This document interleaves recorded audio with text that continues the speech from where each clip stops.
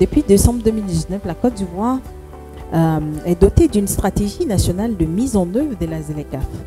Donc, c'est vraiment un grand pas pour la Côte d'Ivoire qui est cité en exemple par les partenaires au développement pour son engagement et son leadership dans le processus de l'appropriation et la mise en œuvre de la ZLECAf en Côte d'Ivoire.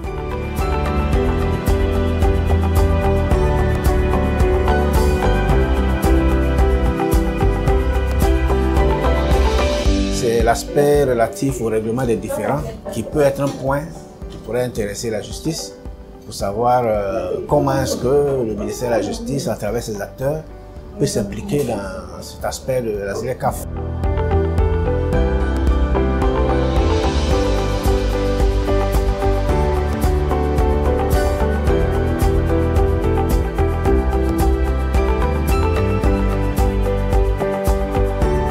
Un sujet, j'allais dire, rêveur. Le MC l'a dit, 54 pays sur 55, on va peut-être y arriver aux 55, 1 milliard d'habitants, donc un vaste marché, donc franchement pour les opérateurs économiques, ça fait rêver. On a le droit de se poser la question quand même, qui rêve? Est-ce les opérateurs économiques qui rêvent de ce grand marché qui va leur permettre de développer leur business? Ou est-ce les chefs d'État qui rêvent de l'unification de ce continent trop fragmenté par notamment les colonies, les frontières, les guerres?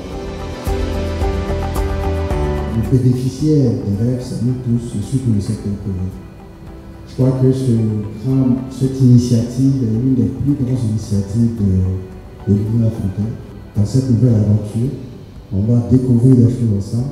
Mais si on anticipe ou qu'on réagit plus vite par rapport aux outils et aux différentes recherches que le secrétariat exécutif va mener avec vous, nous pourrons être plus efficaces.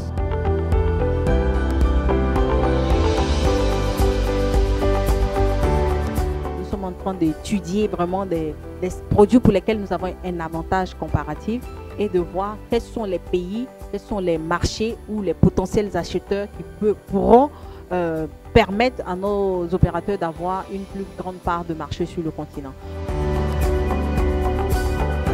Il faut que notre secteur privé puisse se formaliser, essayer d'être compétitif pour pouvoir tirer profit de ces accords.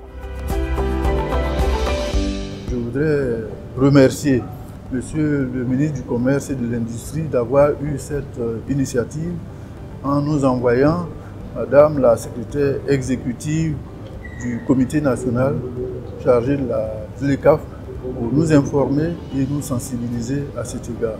La Côte d'Ivoire particulièrement devrait mettre tout en œuvre pour tirer véritablement profit de cette opportunité. Je pense que cette séance nous a beaucoup édifiés et elle va permettre de pouvoir actionner tous les acteurs du secteur des médias afin que ceux-là non seulement puissent avoir une connaissance de cette zone, mais pour qu'elles puissent reporter cette information auprès des populations. Pour rappeler que les premières phases de négociation sont terminées, mais nous sommes à la deuxième phase de négociation qui va porter sur les politiques de concurrence, le commerce électronique et tout ce qui est la propriété intellectuelle.